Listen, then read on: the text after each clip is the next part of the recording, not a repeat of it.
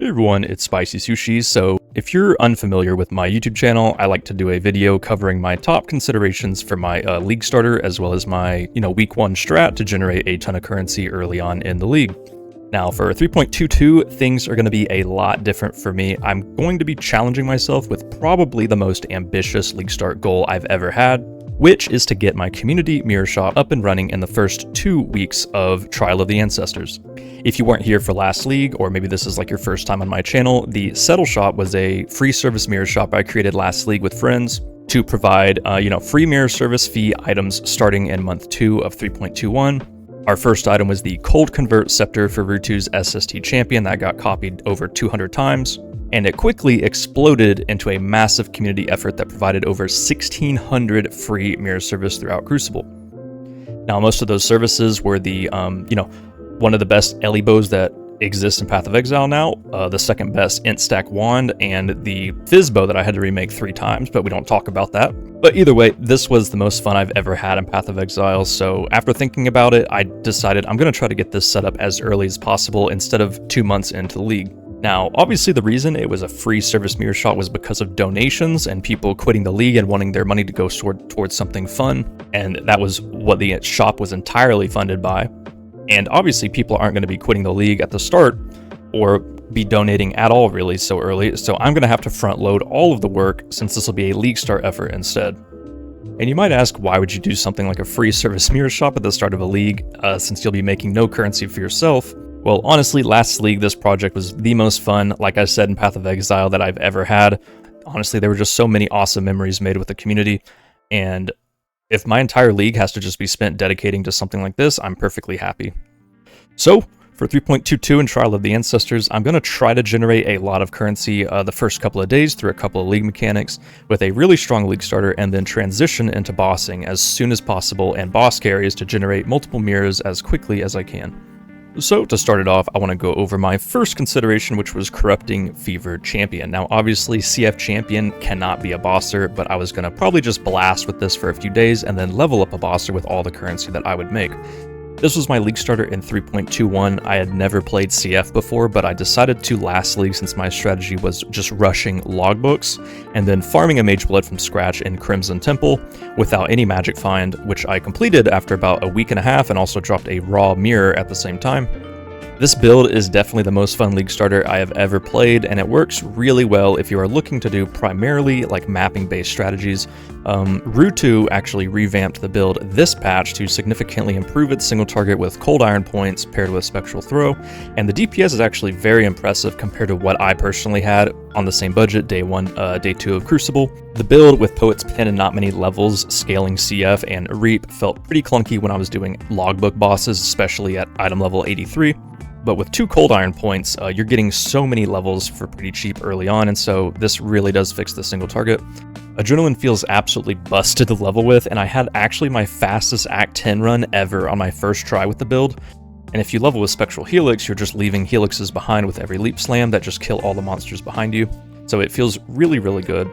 It's an amazing build for logbooks, and since any single target issues are dealt with early on with this new setup, I think it'll be a top consideration for me going into the league.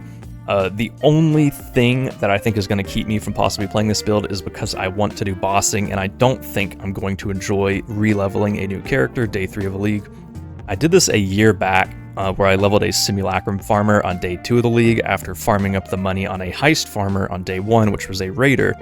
And it was honestly probably some of the most miserable first weekend I've ever had. It was not fun at all for me. I know some people don't mind that, but I'm not sure if I have the drive to just do that at the very start of the league, so that's the only reason I might not be playing it, but it's definitely up there, which is how smooth it felt for me. But it's definitely up there in my considerations because of just how smooth the build felt on a shoestring budget. I was able to, on about less than 1 Divine of Gear, I was farming T16 logbooks, and by the end of week 1, I had farmed up enough currency to easily make a CF build that was capable of farming Wandering Path Crimson Temple, 8 mod maps, pretty much anything in the game. Alright, so the second build I want to talk about, more an archetype, is Ignite Witch. I have played this archetype like probably for 3 leagues now, mainly because it's always had an extremely easy leveling process. I'm very lazy when it comes to actually practicing leveling and practicing early game on builds, but Ignite just kind of plays itself because it's so insanely strong. Obviously, you can't get a Skin of the Lords easily anymore, but for specifically EA Ballista, all you need is the +3 bow, which I haven't had a problem with crafting early on. And builds like Ignite Vortex, you can use replica CIPs for levels. And for like Fire Trap, Frostblink, you have the Bronze Unique to get a lot of levels early on that. So they're not pretty hard to adapt from Skin of the Lords. And they have a really smooth transition into whatever builds you want to play after your League starter. You have like an incredible campaign experience with Armor Brand Cremation, and you can play like Wave of Conviction Ignite for as long as you need to on like 0 gear, and it still can get you straight into in-game maps until you have the money to switch into whatever actual Ignite build you want to play. And it's a really solid archetype for Expedition, since you can lay down your dots and simply run away. I think EA is actually the best at Expedition though, since you don't have to stand in the middle of runic monsters like you do on Frostblink or Vortex Ignite. Once you have enough gear, all 3 of those builds just make a complete joke out of Expedition, but I've noticed early on I have a better time with EA, especially on the bosses from logbooks, since I can focus on mechanics while running around since I'm trash. And the reason Ignite Witch is tempting to me is because once I've played with a couple of these builds for a few days and got enough money, I can easily transition into Maw of Mischief Ignite, which is the premier Ignite bossing build for early League. The playstyle can be pretty clunky. I have tried it before. It is insanely strong, but I would have to get used to the playstyle if I wanted to do it, but I could easily switch to boss carries with this build as well. I don't know if they actually fixed it, but you used to be able to just let your golems go loose and you could just die and sit on the floor while the Ignites just tick down and blew up any bosses. So that is pretty OP for people that are bad at mechanics like me. Alright, so the third build I do want to talk about is going to be Hexblast Mines Trickster. Honestly, this build is the one that I was most hesitant about considering, but when I saw the mechanics and how stupid the single target DPS on a small budget, it does look really tempting now. The setup I found recently, it looks like just basic rares that I can craft through ROG within a few hours of logbooks, and a Profane Proxy Unique Ring, which is usually super cheap. It probably won't be this league at the start because I think so many people are playing this build, but with that, the POB was doing over 10 million DPS, so I could possibly be farming Maven by like day 2 or day 3 if I wanted to.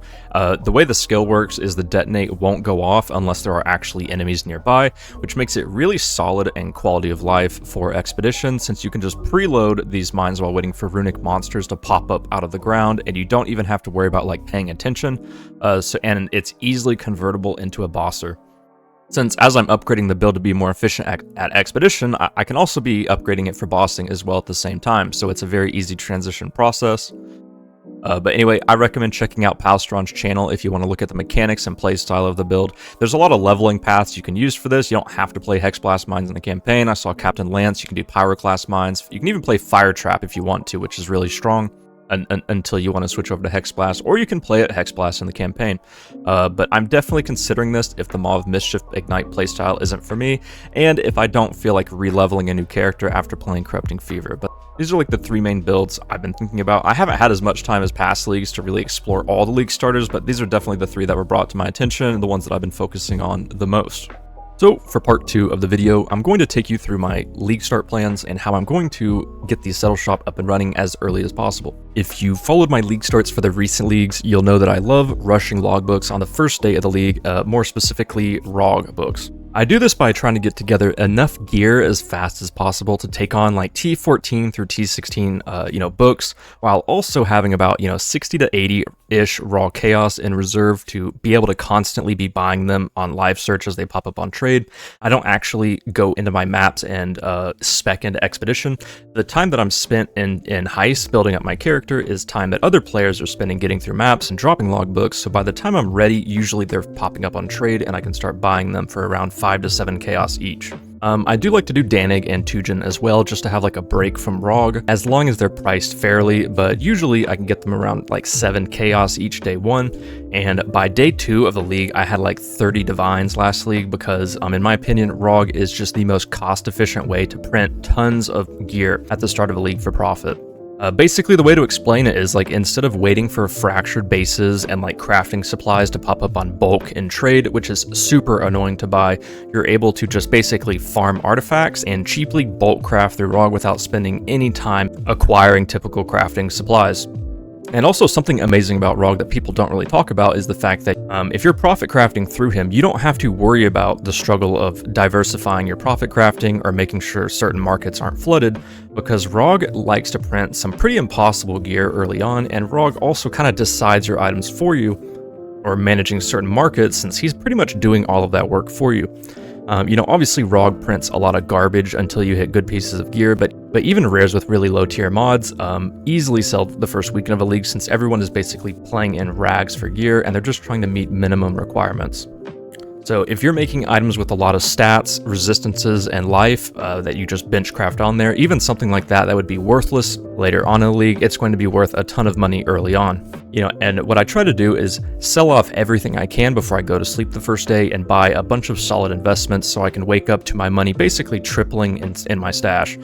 Some great examples are like Voidborn keys, which are dirt cheap the first day and triple in price very quickly, and you know, something like Grand Spectrums, +1 Frenzy Grand Spectrums, +1 minimum power charge Grand Spectrums are also one of my personal favorite investments, and I tend to buy them every league since they've very reliably doubled in price by day 2. Even if you don't have a lot of money to invest, even something as cheap as Delirium Orbs tend to triple in price very quickly over the first couple of days, and if you don't need the money put into your build, it's always a great investment before you go to sleep.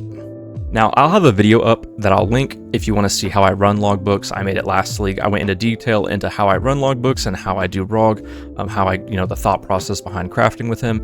But I'll also have a Maxwell guide coming out soon, which will go into detail on the crafting bases that I'll be focusing on and how I'll be approaching them this league. But here's where we get to the second stage of the Settle Shop Week 1 plan, is I'm going to try to use all of that currency that I generate the first few days to create a really solid boss carry, and sell carries to generate mirrors while crafting supplies are incredibly cheap, such as Vivid Vultures, which usually go for like 30 chaos the first week. Now, I've never done something like selling boss carries before, since personally I like to be relatable at Leaguestart, and selling boss carries is already something that most people don't do, and doing it as a streamer, there's obviously going to be some privilege that comes along with that, and I definitely recognize that, and which is normally why I never would do something like that. But since this league, the purpose is to create a free service mirror shop with the community, I'm gonna be doing it probably for the first time and maybe the only time, depending on if it works out. So anyway, I hope you guys have a great league start, and if you have any questions, feel free to comment below, and feel free to let me know your league starters as well, so I'm always still open for options as league gets closer. Anyway, I'll see you guys later.